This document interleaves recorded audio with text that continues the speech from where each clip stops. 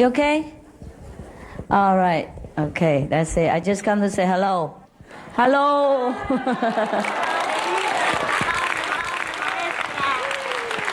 No need. No need. Okay, now sit down, please.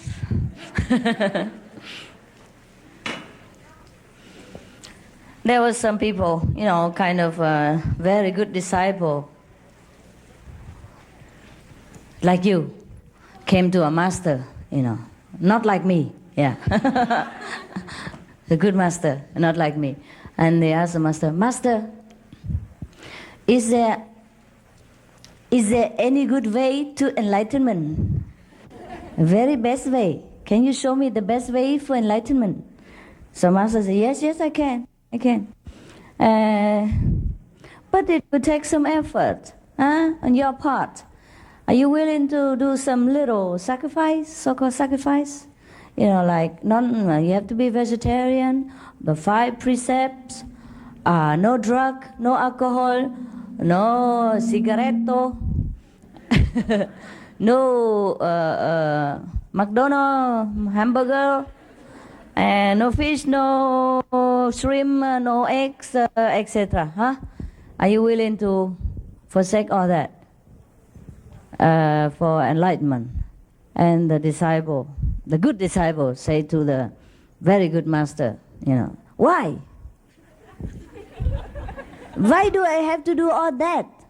All that in order to get enlightenment? I don't like that. So the master said, well, you ask for enlightenment, and I tell you the way. It's up to you. And the disciple, scratching his head for a while and said, Master, is there any better way? Is some other way I can get enlightenment without vegetarian food? Could I eat meat, hamburger, all that, fish, and still, and then I can smoke, and I take drugs whenever I want, just for experience, and can I, do all kind of things the way I want, because God say I have free will, God give me free will, why should I not do this, not do that, and I cannot do anything? Is there any better way, no need vegetarian, no need, the 5 precepts, and no need, what else? A meditation even? Yes. Is there any better way, quicker way, more convenient way? Master say, I will tell you if I find such a thing later. If I find some, no effort, no meditation, no vegetarian diet, no precepts, and then you can just get enlightenment for nothing. How about that? If I ever find such thing, I'll tell you.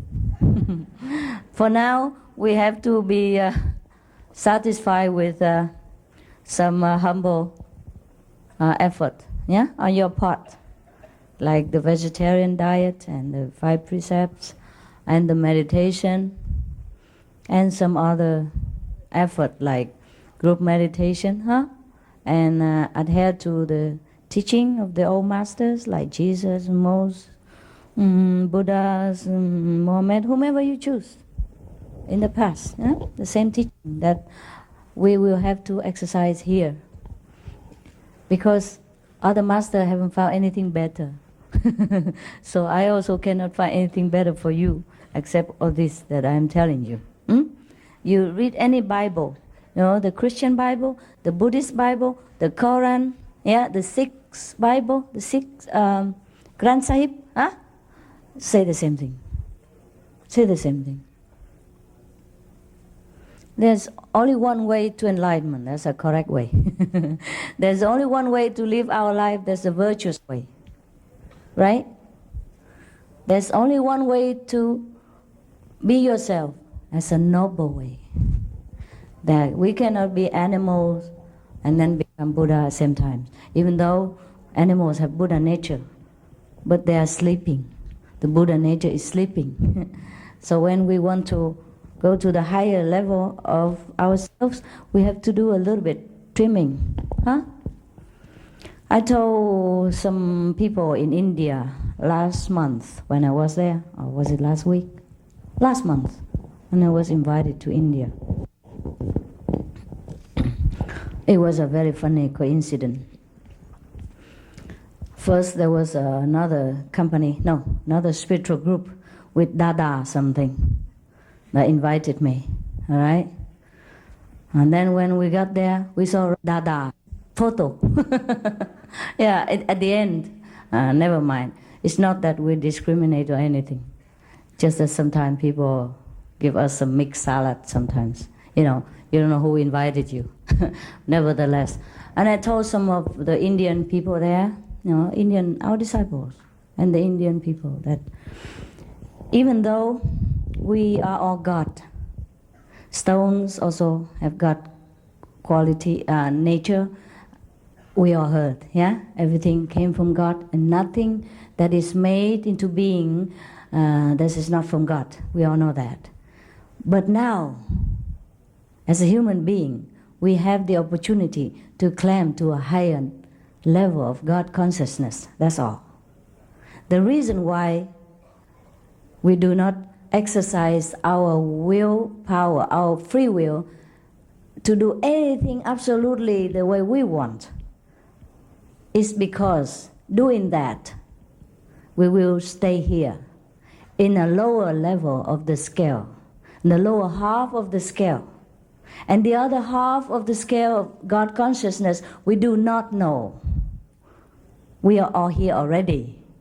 And that's why we do not continue to do that.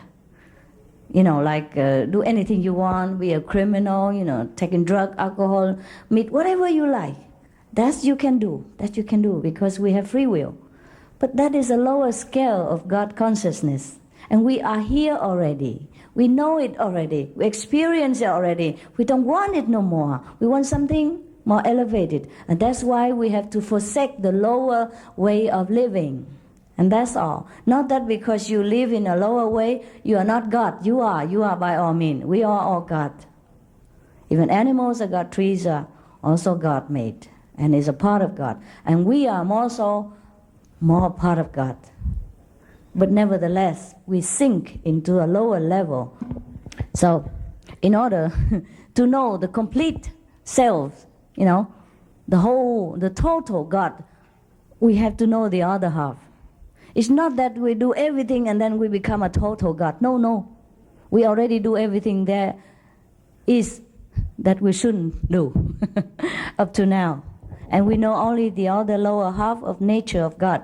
That's why we suffer. That's why we couldn't think straight. That's why we couldn't know what to do for the best. That's why our life is such a mess and a misery. And the world as it is. Suffering, war, and fear and lack of everything. Even material comfort. Don't need to do more.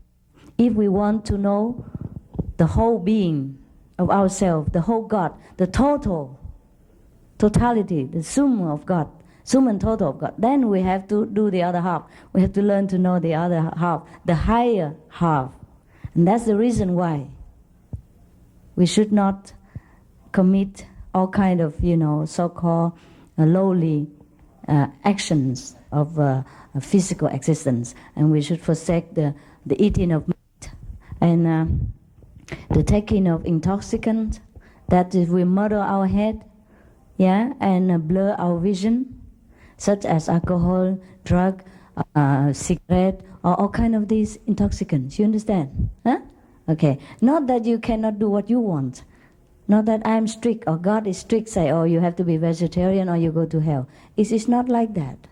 It's all our free will that we want to know the total God now, from today, that we got initiation, that we vow to be a more noble being. That's all our own free will. See? So sometimes we get mixed up with this. Very mixed up here. We thought, God, if I am God, right? If you are God, everybody is God, then we're free to do what we want, right? Because everything is God anyhow. So what's the problem? Why do we have to be vegetarian? Why do we have to keep the precept? Why do we have to do this, do that? More noble, what for? Everything is God anyhow. Everything is God, but we do not know everything yet. Right? We only know the lower level of physical existence, the physical manifestation of God, And that is why we have to know the other half in order to be totally God, to be one with God.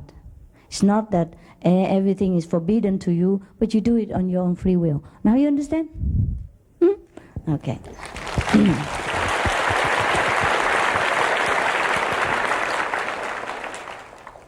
Yeah, if we don't understand this, we get very mixed up. We will be very confused with so many teachings in the whole planet and more in the astral level and the upper level. There are also other teachings. If you go and encounter some of the divas and heavenly beings, they will teach you something else. So if we have to know the basic, why we want to be enlightened, why we have to be more noble, be more godlike, because the other half of God is higher consciousness, is more noble, is more wisdom, and is the other half of us that we're missing. We have to attain that other half in order to be whole, to be wholesome, to be total, to be what we truly are. And that's the purpose of enlightenment, of being more moderate in our way of life, being modest, being humble, being noble, and walk in the way of beauty and the way of glory and the way of truth. It's not that if we eat meat and we are not God, or God can do anything He wants. Yeah, God can. We are half God, yet we are God, but we only know our half. That's why we are half God. Until we totally know the other half, then we become one with God. Okay, the new one, do you have any question? You happy with your initiation? Huh? Yes? Có nhận người xuất gia không thầy? Xuất gia là sao? Xuất gia là theo thầy á. Hỏi khỏi mà, theo làm gì nữa? Xuất gia cũng vậy à? Hả? Xuất gia làm gì đâu? Thấy tôi giống ông thầy tu nào đâu mà đòi xuất gia đâu. Tại sao? Tại sao đòi xuất gia anh chi? Thì tu bây giờ tu là không phải xuất gia. Tu là tu không phải xuất gia. Hả? Tu ở nhà tu cho nó sướng. Hả? Ở nhà tu tự do hơn. She want to become a nun. I said, what for? Do I look like one now? When she follow me, she said, because before I promised if anybody want to practice and come to me, to renounce the world, then come to me. I said, yeah, renounce the world, but not renounce your home. Don't have to. If you renounce your home, you have a temple. It's the same. Just more beautiful. Okay, don't worry about it. I told you already many times. Yeah? Before, in the beginning, because I looked like a nun, I wear nun clothes, everybody think that's a way. Because I thought that's a way too. Because it was my destiny to be like that and then to be like this, so that you can shock yourself out of illusion. There's nothing you should do except meditate every day and wherever you are. And do whatever job is required of you. Take care of your family. That's all there is. No need to go from one place to another. Hiểu không? It's okay if you want to be a nun, but don't have to change now. If you're already a nun, stay there. If you're not, just stay there. Yeah, really, it's more convenient to practice what you are, no? Changing is a lot of trouble. And then your husband will come run after me and scold me. Yes.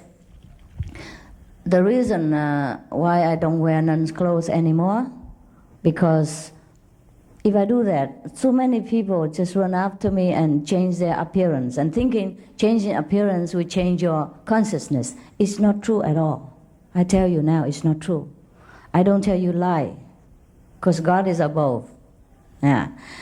But a renunciate life is not for everybody also. See? Not for everybody. To renounce in the heart is more difficult. And to renounce outside is secondary. If you can, it's very good. But at the moment, I do not want to stir up your life. Stir up trouble for your life. Because once you be a monk and nun and your family will cry and your mother, father, and that bother your head. When you sit in meditation, a lot of people cry and they curse me too.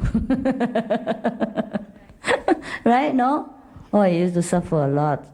explaining a lot. Say, no, your daughter is fine. I take care of her. She's just a nun. There's nothing else. But they don't take it, So I just forget it, Like this is better. It's not better, of course. If it would be more idealistic, if we can have a big community and everybody become nun together, this is also nice. Very, very nice. It just is not very practical in this life. Except those established order, like Catholic, Buddhist, And then you have to go into a temple. And you have to do exactly what they do. Huh? If you don't, they think you're weird nun. And then we'll be in trouble again. Yeah, it's true. Huh? And then, no end to it. Forget it. I think we should just renounce inside. Huh? If you already can be a nun, it's fine. But don't blame it on me. Say, I follow Master Ching Hai, so I became a nun. You do it yourself. Huh? Go and find a temple and find a monk and then shave your head and then do what you want to do. I did that. It didn't work very well. When I go through airport, they search me all over, and it's very tickling. Yeah. Huh? What? A lot of space? Oh, yeah, need a lot of space. And a lot of people, stay away from me, Oh, when I went to Hong Kong and I have my bald head, they run away from me. Because in Hong Kong, people like to gamble, And when they see your bald head, you lose everything. Some people believe like that. I just run up to somebody, I ask them address. At that time I was a Tibetan nun even. Oh, God. Worst kind, all colorful. More eye-catching, And I just went to Hong Kong. And I was first time there and I don't know the address. I want to look for the boat people. That means the Vietnamese refugees. I want to come see them. To say hello and comfort them because I heard a lot of trouble. Of course, before that I was an interpreter, remember? For the Vietnamese refugee. So when I heard that in Hong Kong there are boat people, I wanted to come see them. Okay, I went all over because I looked for the boat people. And then finally, some people dared to go near me. Not that they go near me, I went into a shop. They couldn't run anywhere else. Or I went on the street, I asked everybody, they run away from me, take the kid and bring the kids and run very fast. And later I asked I went into a shop, jewelry shop, and the guy cannot run anywhere because he had to keep his eyes on his jewelry. So I asked, and then the jewelry shop owner, he showed me where the boat people are. But that's not the Vietnamese boat people, it's the China boat people. It's the Hong Kong boat people, they live boat. Yeah, the fishermen and the merchants who sell things on the boat, and they live on the river, In some countries there are people like that. In Thailand also people like that. And they call that boat people in Hong Kong. Oh, and then I went there and I go, I talk Vietnamese, and they nearly throw stone at me, Yeah, because they don't know what I'm doing, Just all excited, mạnh giỏi này kia, lại đây chơi này kia.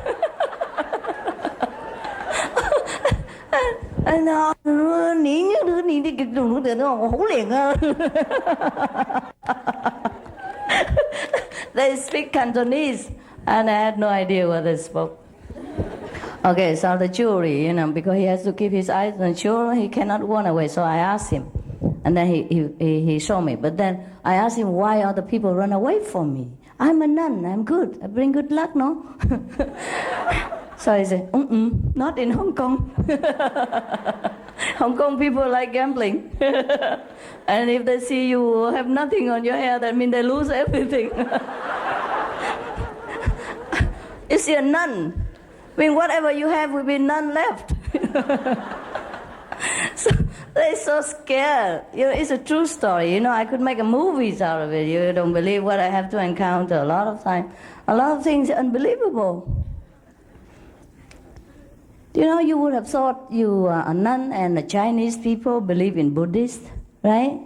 Buddhism. So they wouldn't show this kind of reaction, but they did. Very funny sometimes. And another time I was in India and I wear Indian monk's robe, sannyasa, pink. And when I went through the Muslim village, they throw stone at me. Yeah, because I'm not Muslim. There's so many people with their preconceived ideas. You see what I mean? So even if you are nun, if you look different, you make trouble for yourself. I don't say nun's life is no good. It's a very good. It's a good, perfect protection for yourself, and a symbol of purity and dedication to God. The idea is very good. It's just that it causes more trouble than not. Unless you become, like a Buddhist nun, then stay in a Buddhist country, it is safer. If you stay in Sri Lanka, in Thailand, in India, and you become their kind of nuns or monks, then you're safe. Or you are Catholic nuns and you stay in Catholic country, or stay in your order. People are already so familiar with this kind of sight, of a Buddhist nun or a Catholic nun, they leave you alone. You'll be more safe. Otherwise, you create more trouble and very difficult to practice sometimes. Okay, huh? What else? Yes, sir? You were talking about people with preconceived notions that are very strong in their minds. Yeah. And my family is very Christian in a very specific way. Yes. And if they knew I was here, they'd probably send someone to kidnap me and take me home and deprogram me. Kidnap? Well, to take me home and program me. They think everything that's not Christian must be a cult and from the devil. But we are Christian. Yes. That's the problem. They don't know we are very good Christian. So my question is, what do I tell them? Like, for instance, when I was getting ready to come here, they say, "You're going to miss Christmas. Where are you going?" Oh, I see. So it's difficult to explain without creating a big family scandal, because True. I don't want my mother to spend the rest of her life praying to get me out of this group. Oh, God. Yes. Yes. So just say you come to celebrate Christmas with your friends. Show her the picture. Look at all that. We are Christian.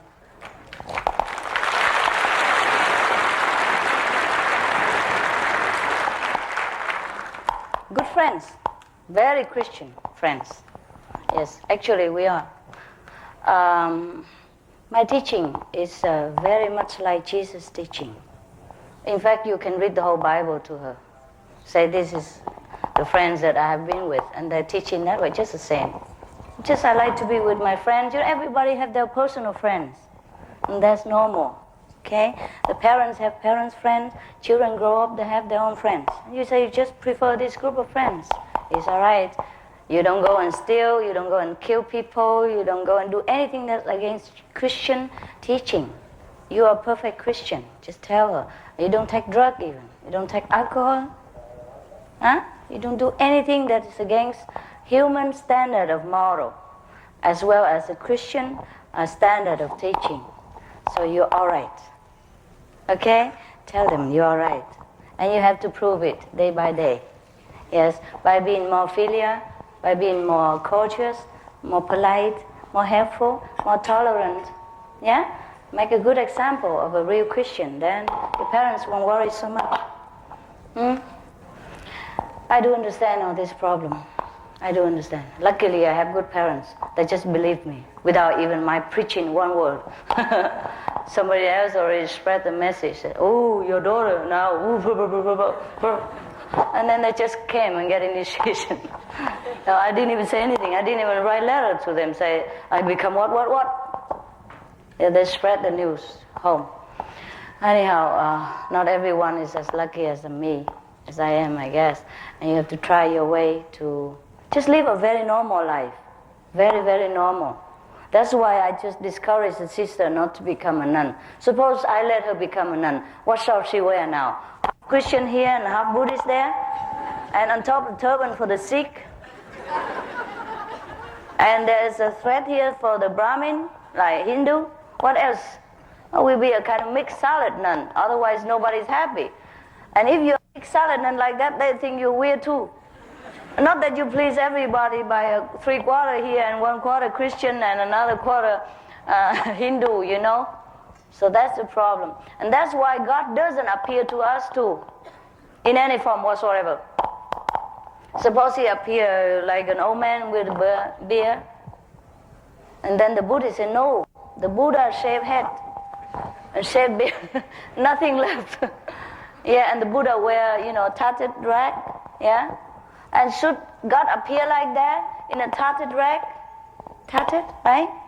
Very poor looking guy. Then we say, oh my God, what kind of poor God that is? If I follow him, I will go bankrupt. And if God appear in all splendor with diamonds, such as the Madame Qinghai, then I say, oh, none of the master I knew is like this. It's so opulent, no good. God is supposed to be simple. Yeah, you tell me, what kind of God you want to see? Very difficult. And should God even fly down from the sky? They shoot him before he landed. Yeah. Can you imagine that? Or maybe FBI or CIA, oh God, the alien. Yeah. How can God be safe in this world?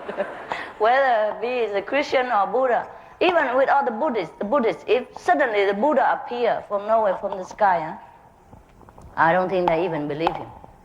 The thing is Maya. It's a devil that fool people, right? The magician or something at the most. Nothing can make we believe. I tell you the truth. So it's only our humble example. We try our best, yeah? So that our life will be more peaceful, so that our relatives and friends will not feel so worried about us and try to pray us out of the good way. Otherwise, nothing really helps. You might try all your best, but your parents might not be guaranteed satisfied. Really. But so is your luck, you have to try your best so that you feel good. You feel peaceful in your heart that you are a good son, a good person, and that you have tried your best, to make peace. And that's all. But that doesn't guarantee peace, okay? Nothing is guaranteed in this world. If we can guarantee anything, it would be fine. But I can guarantee enlightenment. That's the only thing I can guarantee. If you follow the instruction, you get enlightenment. And that's the only thing that can guarantee.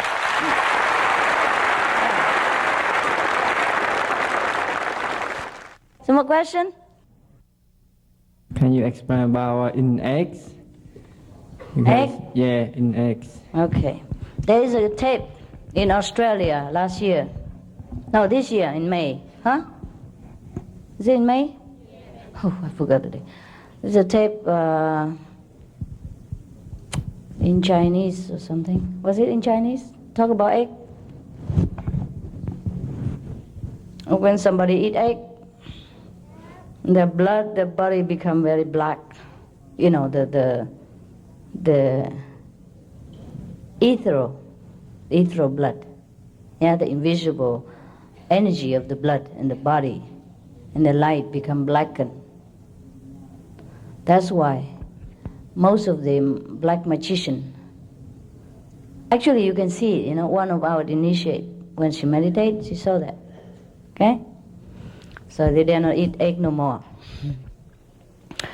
Egg has the potency, yeah, to draw the negative energy.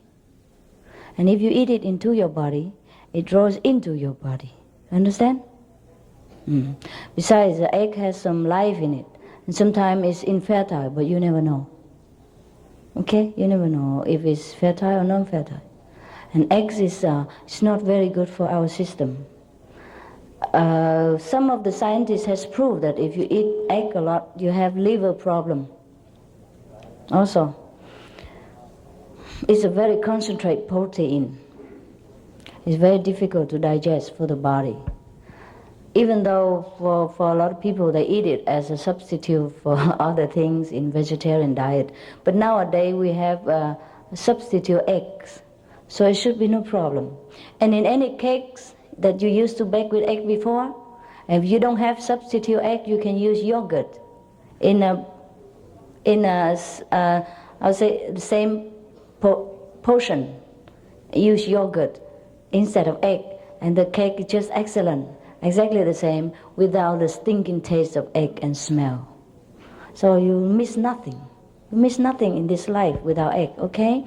The black magician, they use egg to draw the possessing spirit out of a possessed person. Many of them use that. They throw egg on the person, or they do something with the egg, okay? So that the spirit comes out of the possessed body. So we don't want to draw that into our body either, okay? Whatever I teach you is for your own good. If you don't want it, you can try and then you know the difference. Actually, egg is thinking, how you eat it? I don't know. After a while, you cannot like it. You cannot. After your body is purified and you become a good spiritual practitioner, there's nothing you will like to eat in such a nature as eggs or fish or meat, you know. Even the smell of it just make you want to vomit, throw up. The vegetarian food, is this better or is this better? This? Okay, then I use this. This one for the people. After being a good practitioner for a while, or short while, or even immediately, anything, even vegetarian food, sometimes they make it too real, too like fish or like shrimp, and it stink. You will not want to eat it. Okay? So don't worry about egg. If you like to eat, you try. But then when you sit, you don't see light, and you feel trouble and you feel restless, then don't blame me for not telling you. I don't forbid anything. I just guide you. I just tell you what is good for you and what is not. And you make the choice. And since you have made the choice already, you should know that your soul knows the best for you. Because I didn't force you. I didn't come to your door, ring your bell and say, you have to eat this, you have to do that, you have to come follow me. I did not. So it is your own decision. Your soul knows the wisdom. If you made the choice, stick with it. The spontaneous choice is always good. The one with no reason is always good. The one who is harmless to any other being is always good. So stick with your choice and don't ask too many questions about eggs and fish and all that. And a lot of people tell me, Jesus, eats fish and all that. I know all that stuff. Stink. Jesus don't eat fish.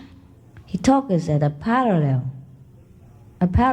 You know, like today we catch how many fish. Sometimes I say like that too. How many initiated today? Understand? Sometimes how many lotus? The same when Jesus was alive. He was pursued everywhere. He was persecuted. He cannot talk the way we do. And also his disciples, the 12 apostles, are fishermen. And that's the language they speak between themselves. Just like if I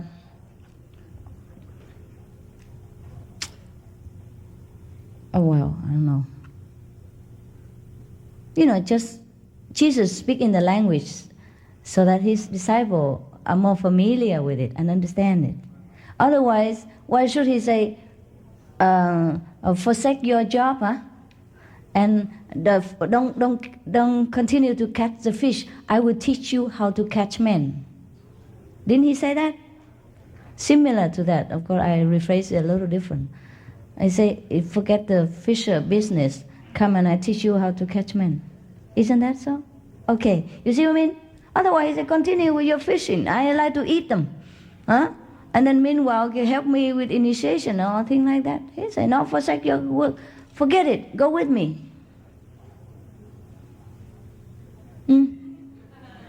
But a lot of people think Jesus eats fish.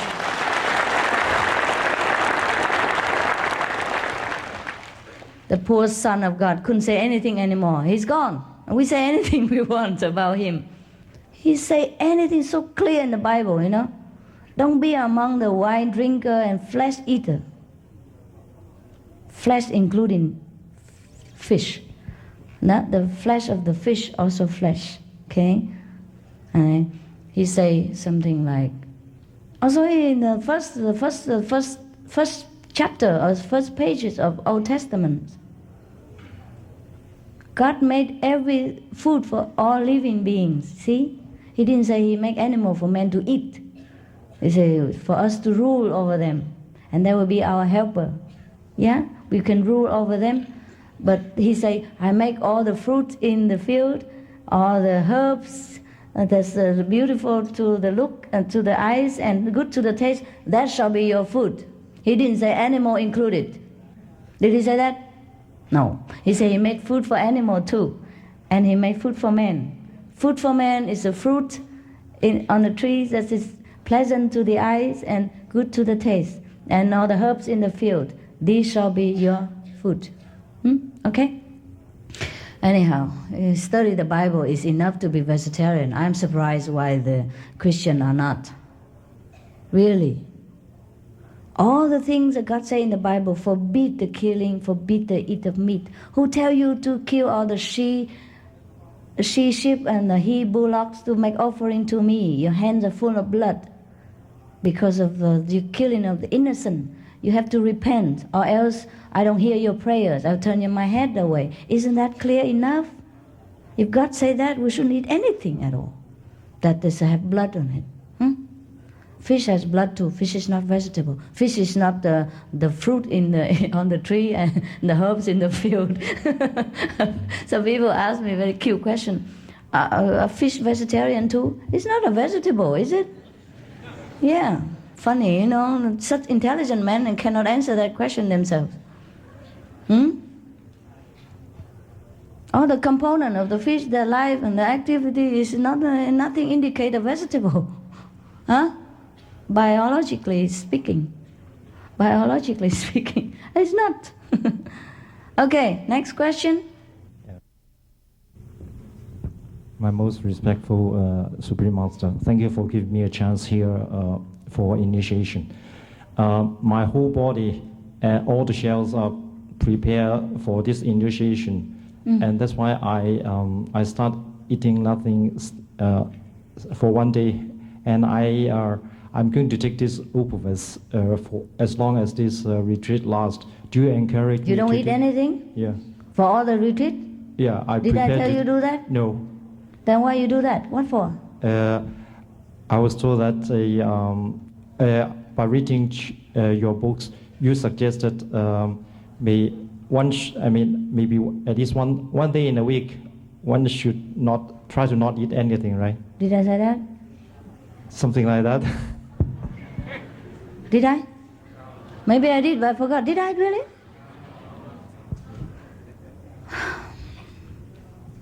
No. Then no. Did I forget that or something? Did I say something else? The old initiate, did I say something like that? Because I might say something and I forget, but I don't think I say anything like that. Did I?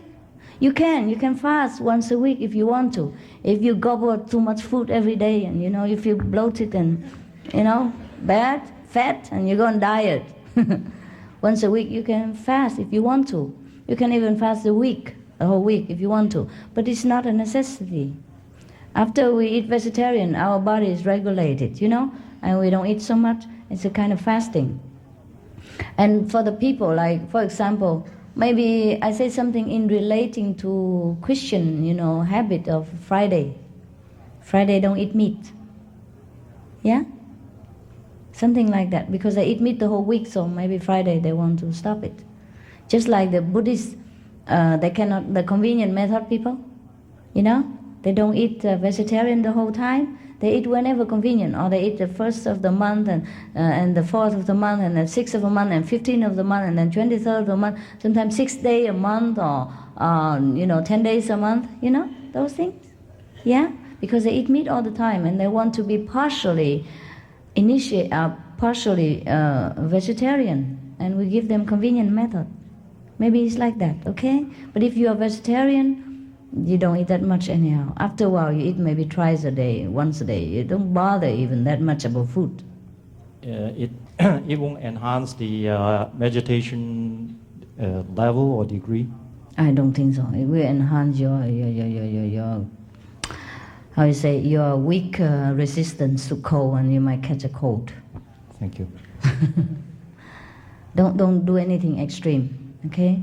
If there is a reason you want to fast a week, you can do.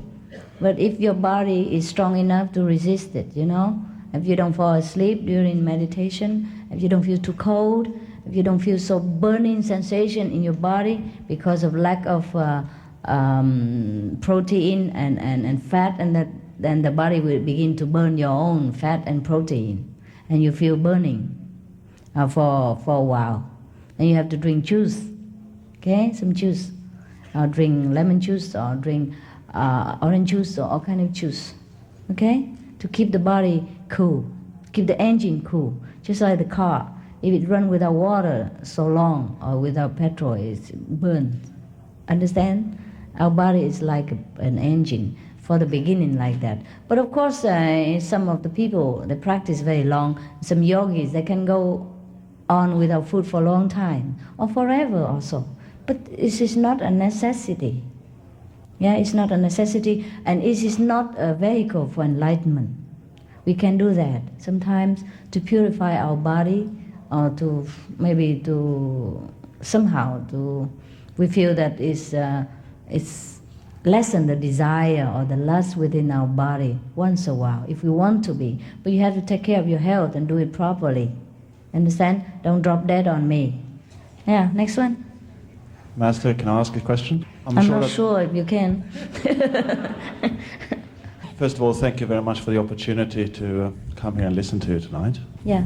I'm sure that you've explained the subject that I'd like to talk about before. I've looked in magazines, I've seen videos, but I still haven't found an answer. I've been dealing in energy healing Reiki, and I know that you've talking to past lives, talking to actually healing people, and I know that your teaching is against it, or that's my interpretation. Just wondering what the reason for that would be. Because these are using ego and human energy, also astral energy. It's not the natural power of God. The natural power of God is like this. You don't do anything, people get healed. You don't need to lay hands on people. You don't have to even think of them. You don't even have to pray for them. If they just think of you, they're healed. But that is if it's God's will. Are you Christian, by the way? Are you Christian? I believe strongly in God, yes. Okay, fine. Now, let me remind you something about Jesus. He's supposed to be the great healer of this time, huh? Remember what he said to his mother when she bring the water in and asked him to make it into wine? What did he say to her?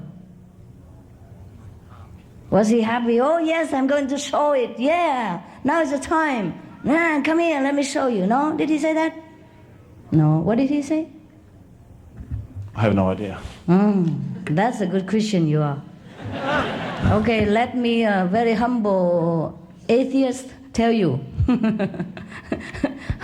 Humble non-Christian to tell you. He said, Mother, why did you make me do this? Reluctantly. Okay? Another time, when the son of one of his followers lay dead or something, and they asked him to go and lay hand on him, so to revive him again. He was also very reluctant to come in, to do that. Okay? That's the second time. The third time, somebody touched his garment, touched his robe, huh? And she was healed of a very serious disease. Remember? You remember that, huh? And then she thanks him profusely. Remember? That you remember? I do remember that one. That's good Christian. And what did he say to her? He said that someone touched him, and the apostles mentioned that many people are pushing up against you and touching you.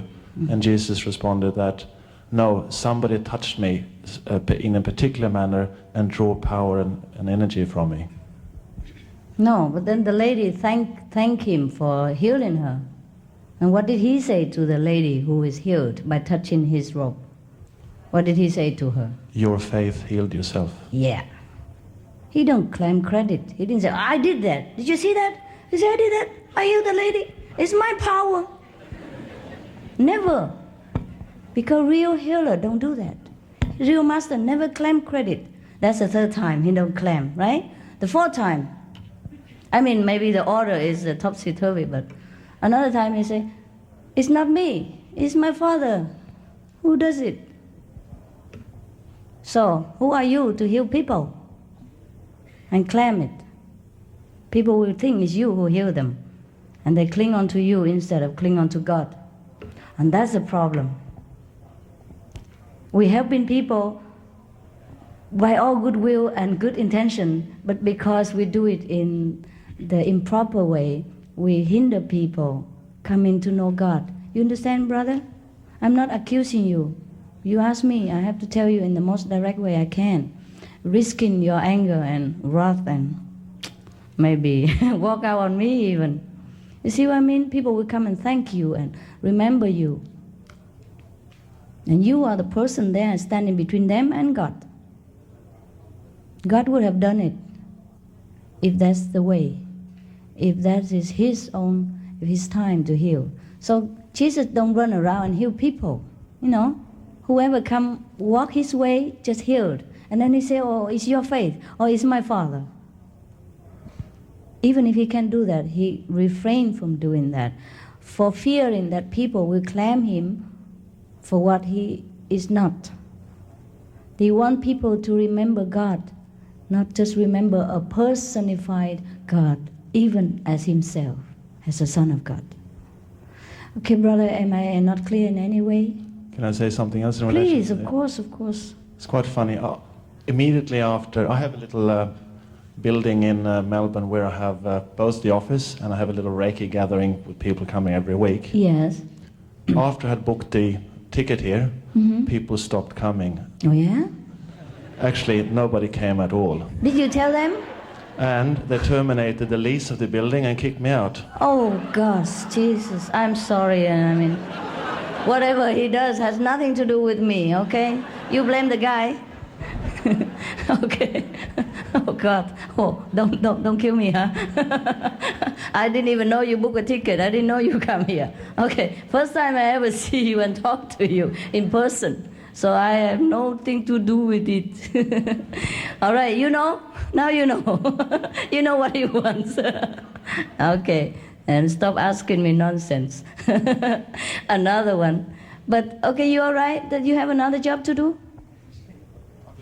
You okay, huh? And you're not angry with me because telling you all that? Well, the reason, the consequence that I suffered, that's the reason I had to ask why. The consequence is suffering? No, that I had been thrown out. I have other work to do as well. Oh, I but see. the termination of this little practice. So sudden and everybody suddenly. stopped coming at the same time. Yeah, I feel it's very strange. What are you doing to this guy? I don't blame anybody. It's fine by me. Who can you blame me? Who is doing this? Nobody did anything to you. It's just this guy. He's funny. He does what he wants. I told you. Okay, so now you know what to do. You know exactly what to do. No need I talk too much. Yes, brother? Dear Master, I'm really happy and excited to see you. My question is, I think I don't love myself enough. Kind of inferiority complex. What do I do to love myself more? And also, how important it is to be sociable in being a practitioner, and what is a good balance between socializing and being by yourself? God, can write a book on all this. Okay, number one, why don't you love yourself? What is it you think that is bad about yourself? There must be something that you feel that you are unworthy. Tell me about that. Can you? Yes.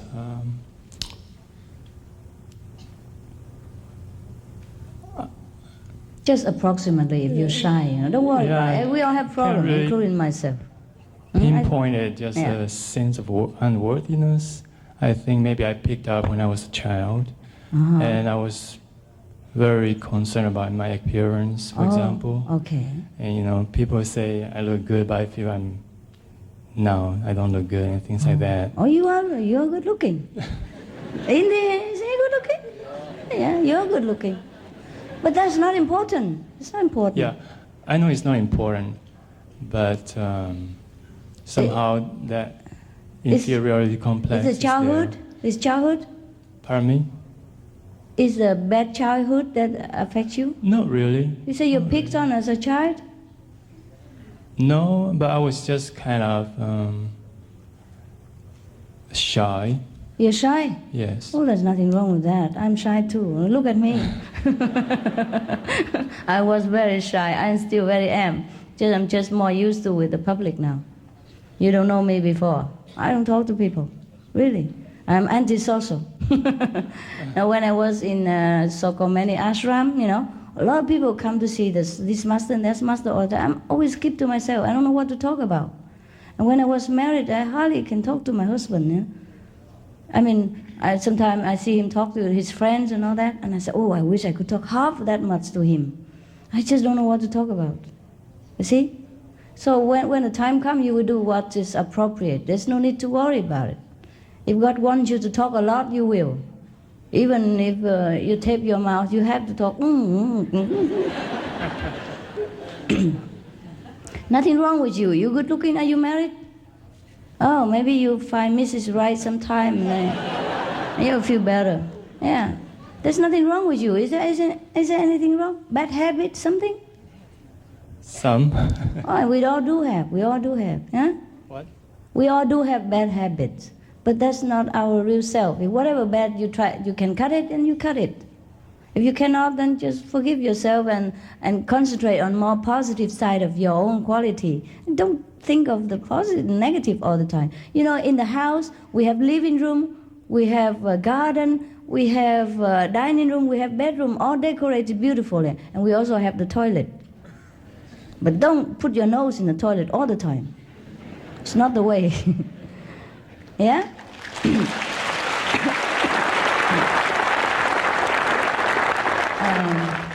About socializing. If you can be sociable, agreeable, that's all right. Otherwise, just smile. Yeah? Wherever you go, people smile at you, just smile at them. If they don't smile at you, just smile at them. It's okay. You don't have to talk.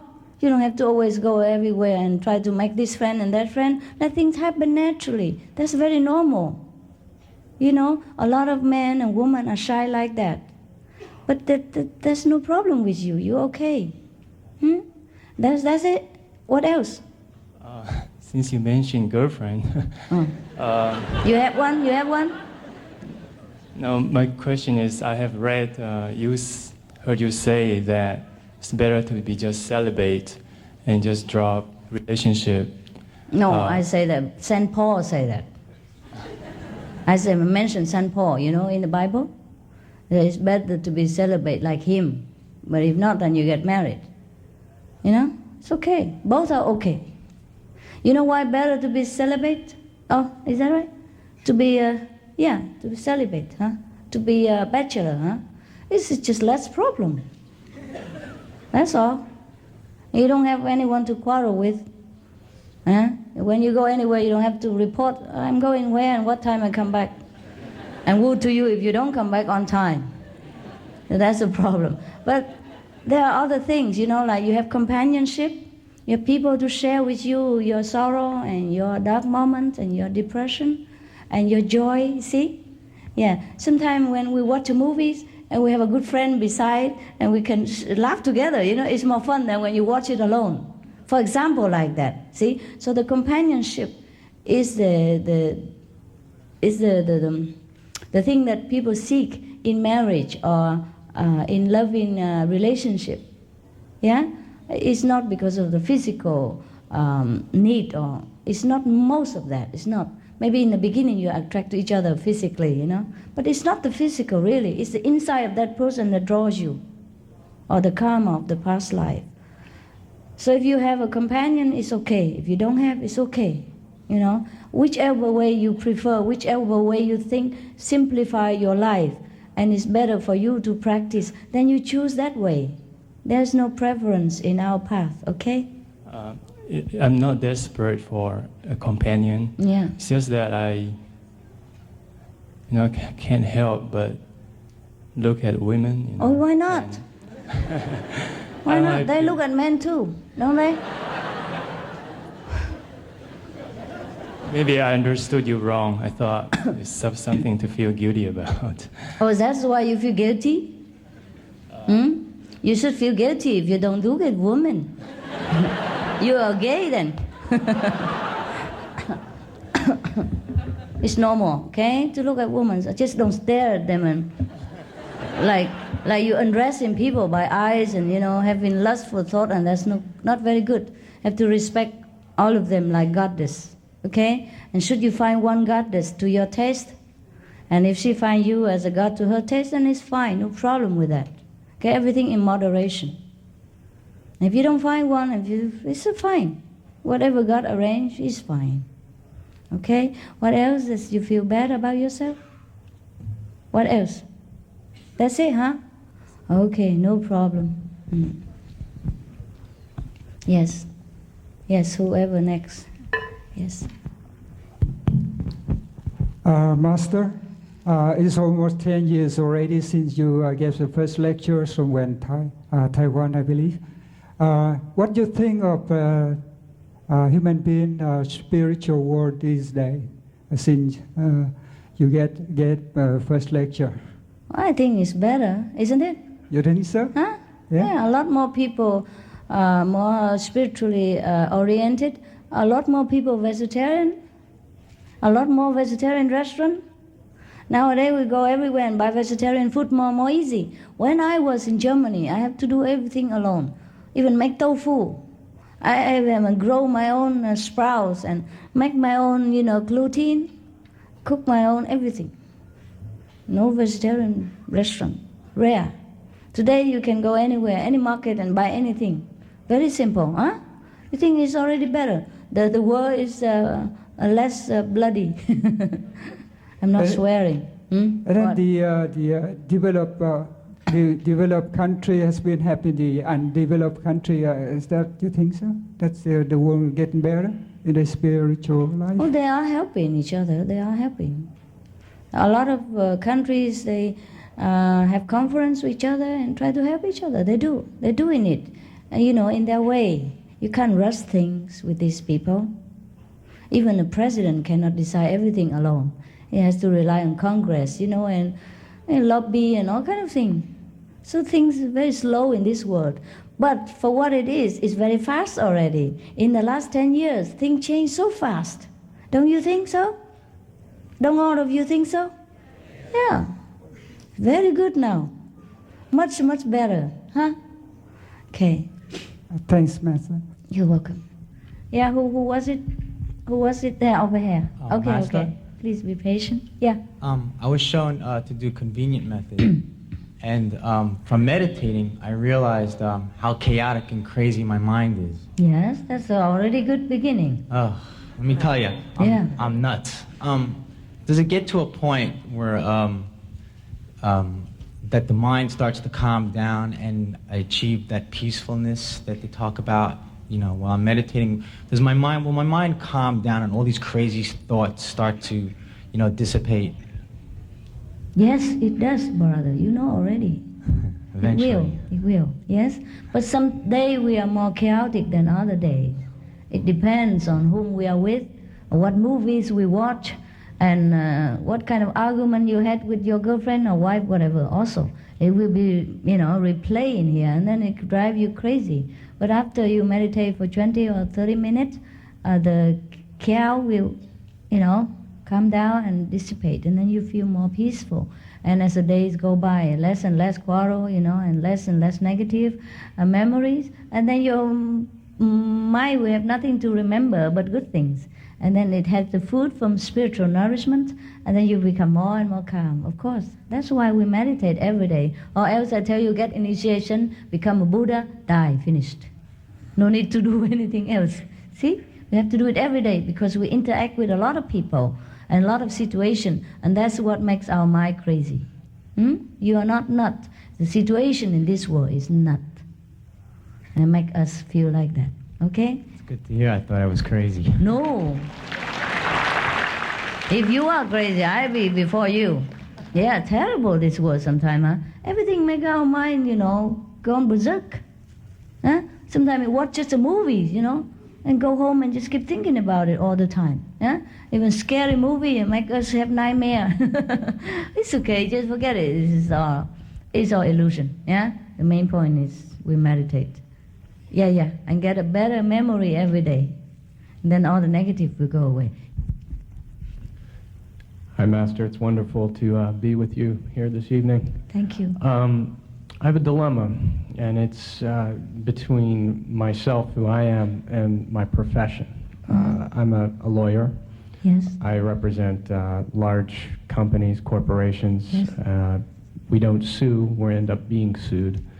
And the people who sue are oftentimes injured, either usually physically or even in some cases someone has died. And my job basically is to make it so the company doesn't pay any money. And a lot of, oh, jeez, thanks for the support.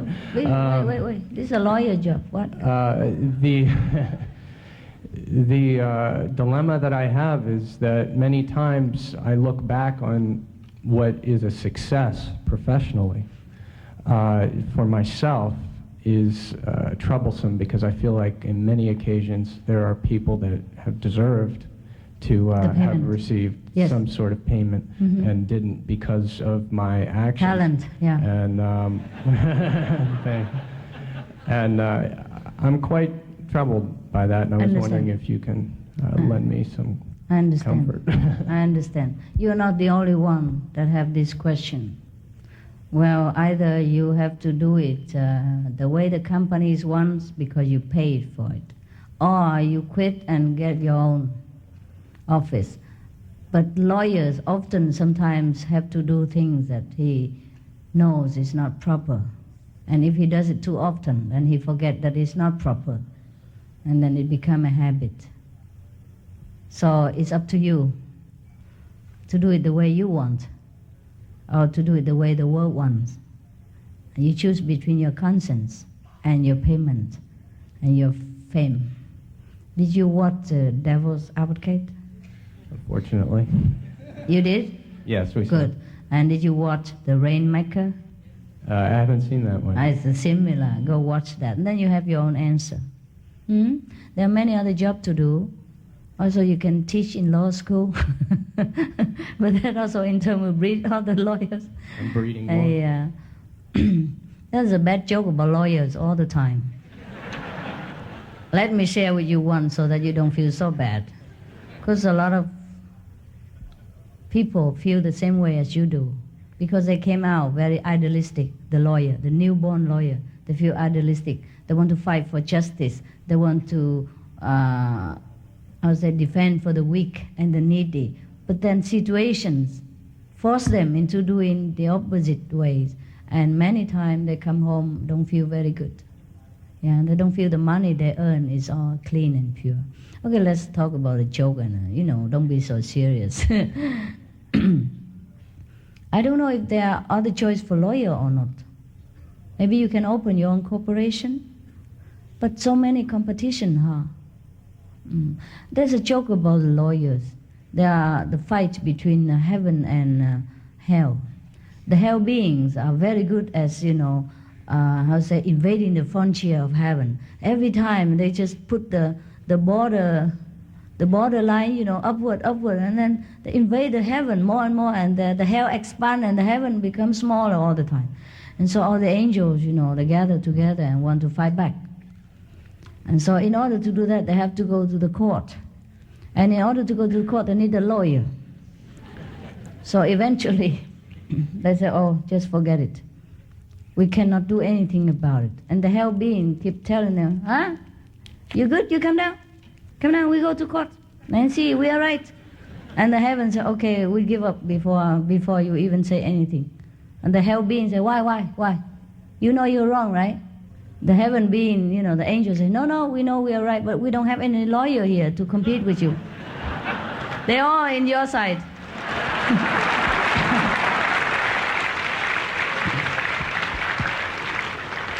And another bad joke, but don't tell all the lawyers. I read it in, read the digest or whatever. Your American literature. It's not my fault. I didn't invent all this. One time, the priest, the Christian priest, father, went to heaven. And then St. Peter came out and greet him and give him a motorcycle to run around and a small house, a mobile home to live in. And then the priest was happy and run around and live in his mobile home, because being a Christian priest, he was taught to be humble and renunciating anyway. So he didn't care.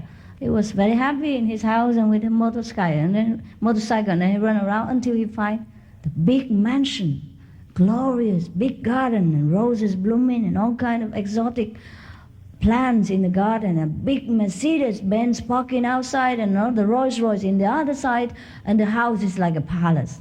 And who lives in there? A new dead lawyer. So he was very perplexed. He came to St. Peter and complained. He said, Father, it's not that I am small-minded or try to complain. I just wonder why, as a servant of God, we dedicate all our life to serve God and forsake everything. It's not that I crave for material comfort, but I wonder why, as priests, we are assigned to small mobile home and a motorcycle.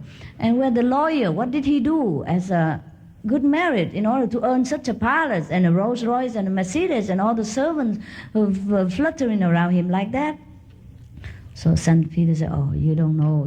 Priests we have plenty here. Lawyer, this is only one up to now.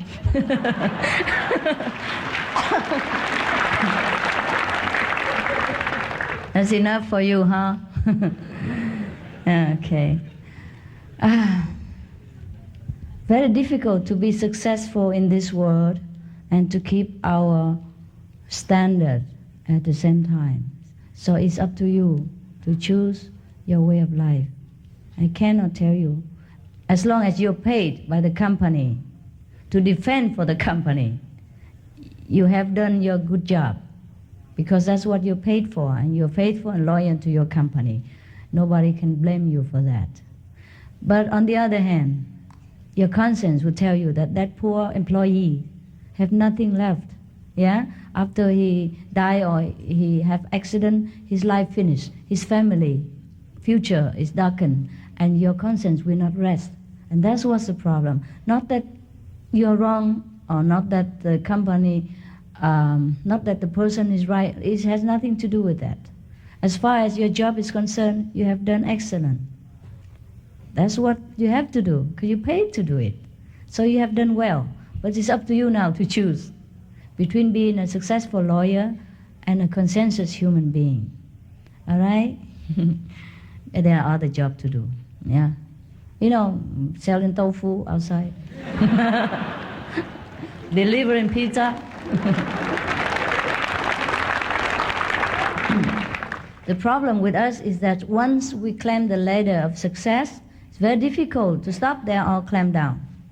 But very easy. Very easy once you renounce inside your heart, knowing that a clean conscience and a peace of mind worth every piece of gold in this world. Then you decide. We don't have to live in Beverly Hills.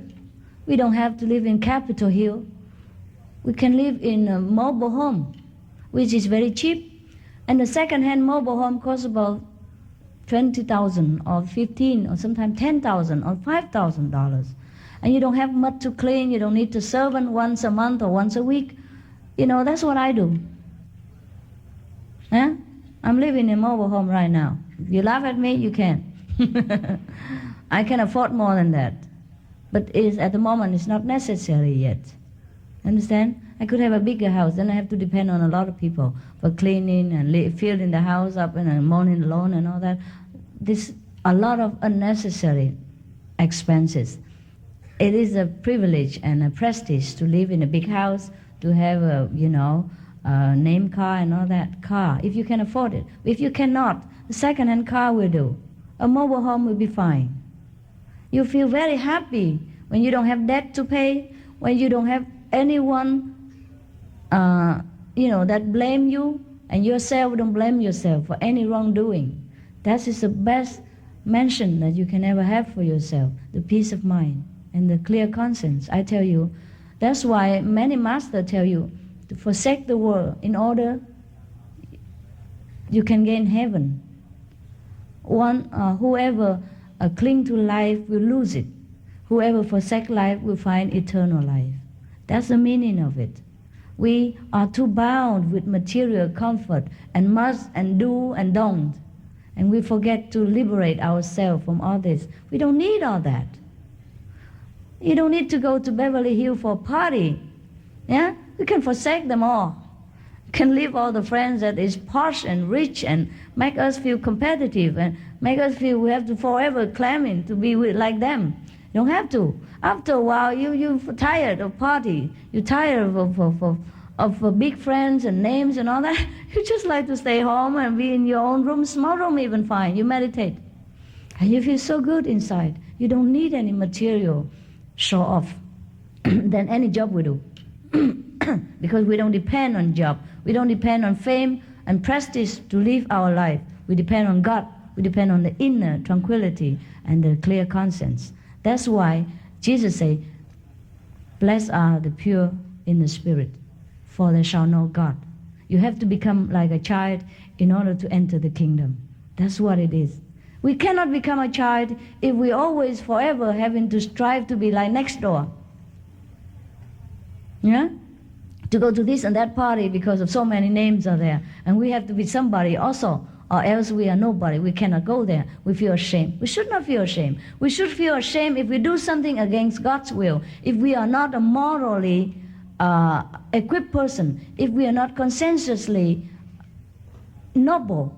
You understand? Then we should feel ashamed. We never should feel ashamed if we lack material means, if we live in a humble house, or if we have a second-hand car. Should never feel ashamed. So that's what binds a lot of people. That's what makes them stick to position and work that against their own conscience, against their will. And they suffer so much internally. That's all the goal in the world cannot make up for it. And then they feel sick. They will feel, later, they will feel, all the sickness will boil up into cancer and all that kind of thing. It's not worth it. I'm just telling everybody, not to you, dear brother. Please don't be offended, not to you alone, but because your good question had brought me into this opportunity. By the way, I just remember I'm telling people what binds them and what can liberate them. It's okay, huh? I didn't offend anyone. Huh?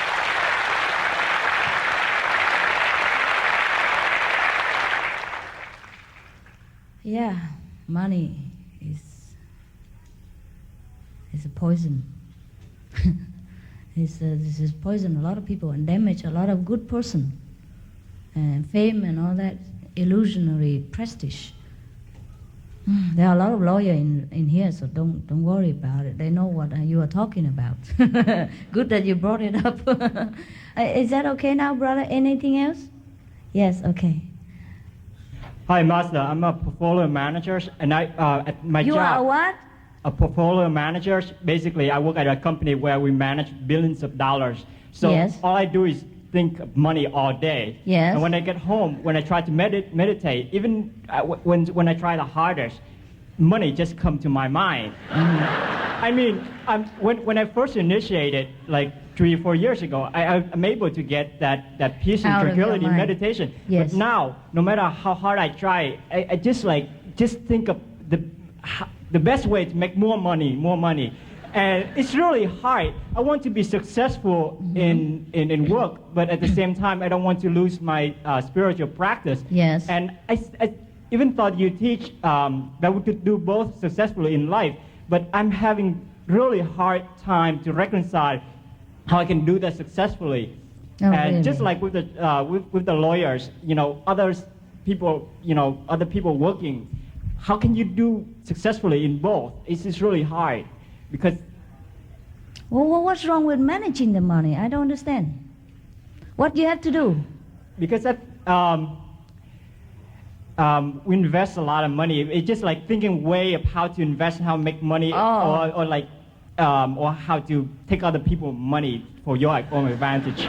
But I mean, basically, it's just a way how to make more. It just make my brain think of making money all day. And when I get home, I have a hard time to put that aside and say, okay, this is a game. This is an illusion, Understand. and go back. it's hard. I don't know how to do that. But you meditate with money all the time?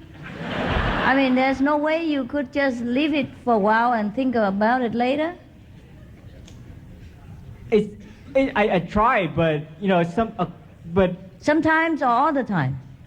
Sometimes you think of money in your meditation, or all the time, every day, every minute of no, meditation? not all the time. Even when I recite the 5 names, even when I do work. But most of the time, when I don't notice, occasionally just money come back to my head. Oh, that's all right. Or way of how to do. Okay, that's all right. This is your work conscious.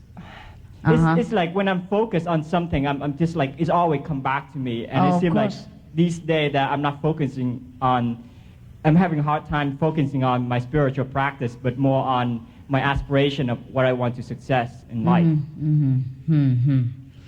And I don't want to lose the other part. And I don't understand how I can achieve both successfully. Oh, just hang on. Just hang on there. Hang in there. One day it will change. When you're fed up with it. When you had enough with money. Well, if you want, you can change the job. And if you don't want, you just stay there and hang on to both. As much as you can. Well, what can you do? You cannot forget your job, you know. You know, whatever we do before the meditation, it will go in the meditation for a while. And after 20, 30 minutes, it will calm down. Sometimes it doesn't. Then you have to try another time. And you try more. Okay?